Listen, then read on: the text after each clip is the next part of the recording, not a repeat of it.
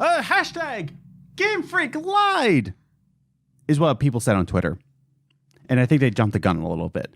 So yeah, hashtag Game Freak lied was trending on Twitter because a bunch of data miners actually found out. I don't know the whole story. They found out that they actually are using, Game Freak is using the same models as Sun and Moon into Sword and Shield. So they said that they couldn't, bring in new monsters because of all this. Now, the link down below is all the articles. There's a Polygon article that I would like you to read because it actually puts it all into perspective. It's actually in a meditated thoughts about what this whole situation is. And the article is actually titled, Game Freak lied isn't entirely about Pokemon Sword and Shield. Resentment has been brewing for years. And it's to say that, listen, this isn't the first time. Yeah. And this is coming from me.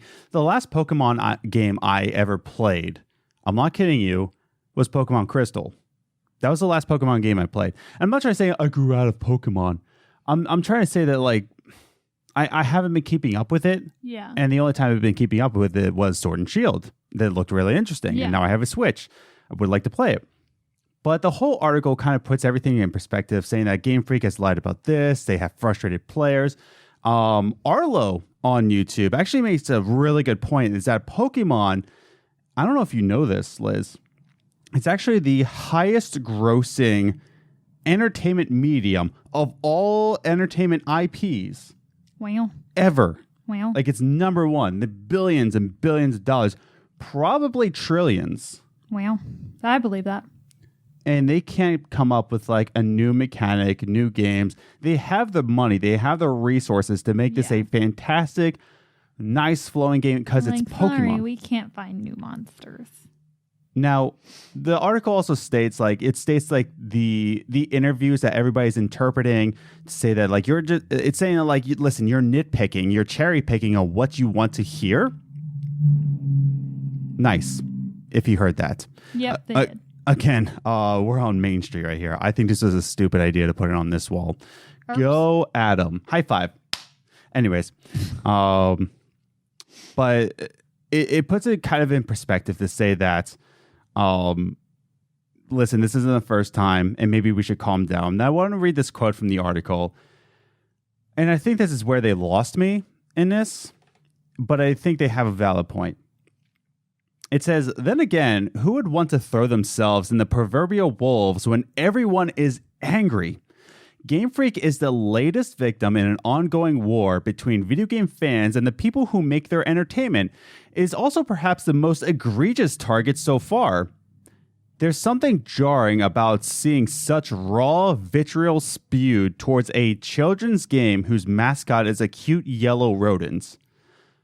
So I think it had a valid point to begin with, and then they become condescending. Come on, it's a children's game with a yellow rodent. I think that's where Polygon kind of lost me. But the point being is that, listen, once again, video game players are at war with the people who make it. Yeah. And it's just kind of what are you doing? Yeah. I get that. I do get that.